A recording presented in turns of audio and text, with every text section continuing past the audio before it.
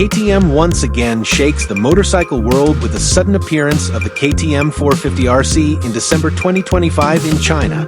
No teaser, no official leaks, just a brand new model registered directly with Chinese authorities, complete with photos showing a fully faired sport bike in KTM's signature orange. Its arrival immediately raises questions: is this KTM's new strategy to expand into the mid-class market, or a major maneuver linked to its relationship with cfmoto? Although KTM is now officially under the control of India's Bajaj, its technical relationship with China's cfmoto remains remarkably strong. Previously, KTM executives were reported to have rejected the 450/490cc engine project developed together with cfmoto. But reality turned out differently. The 450cc powered motorcycle has now emerged, carrying a clear KTM identity, as if to signal that the project was never truly abandoned. In terms of appearance, the KTM 450RC showcases familiar design DNA.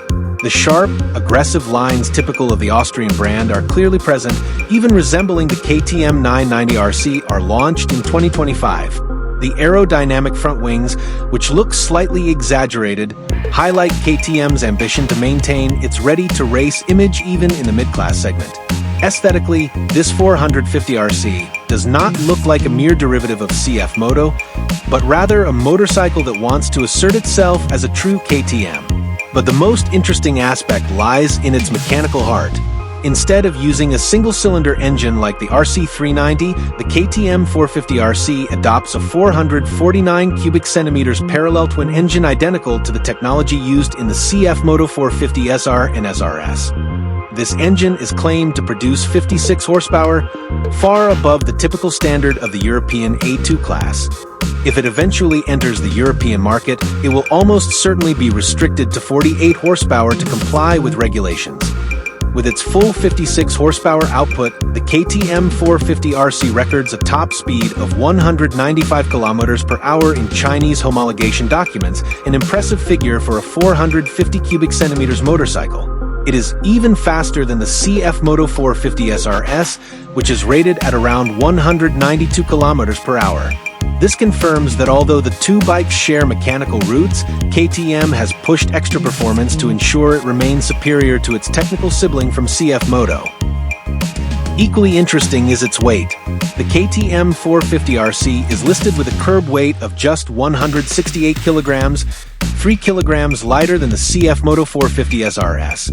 This makes it even more competitive, though ironically, the weight is actually too light for the A2 class, which requires a certain power-to-weight ratio so that the restricted 48 horsepower does not become overly aggressive. In a European context, the model may need further limiting or additional balancing components. In the chassis department, there are many similarities with the 450SRS, especially the use of a single-sided aluminum swing arm, long considered one of cfmoto's selling points. The suspension components come from WP, KTM's subsidiary, meaning the bike still retains a European handling identity. Meanwhile, its braking system is likely provided by Biber, Brembo's India-based sub-brand, complete with ABS as standard. The next big question is, when will this motorcycle be officially released? So far, predictions suggest that sales in China will begin around 2026. However, there is still no certainty whether KTM will launch the 450RC globally or keep it as a regional model for Asia. Pricing also remains a mystery, although following cfmoto's pattern, this bike could become one of the most aggressively priced 450 cubic centimeter sport bikes in terms of value for money.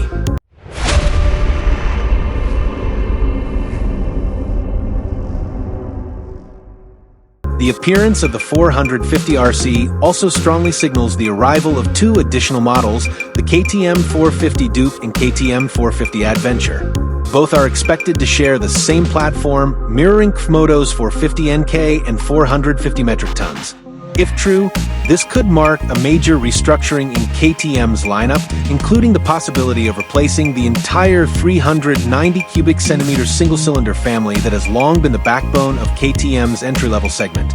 Ultimately, the KTM 450RC symbolizes a major shift in KTM's strategic direction in this new era, an era where the line separating European and Chinese motorcycles is becoming increasingly blurred.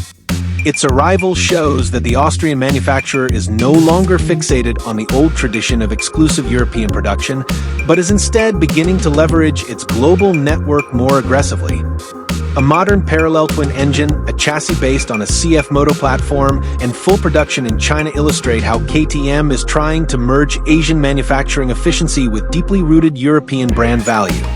Yet this move also raises concerns. Can KTM maintain its quality standards and signature engine character, or is it slowly losing its ready-to-race identity in exchange for cost efficiency? Furthermore, this sudden launch signals that KTM is preparing a major offensive in the global 450 cubic centimeters segment, a category that has long sat in the gray area between budget 250 cubic centimeters machines and premium 600 cubic centimeters bikes.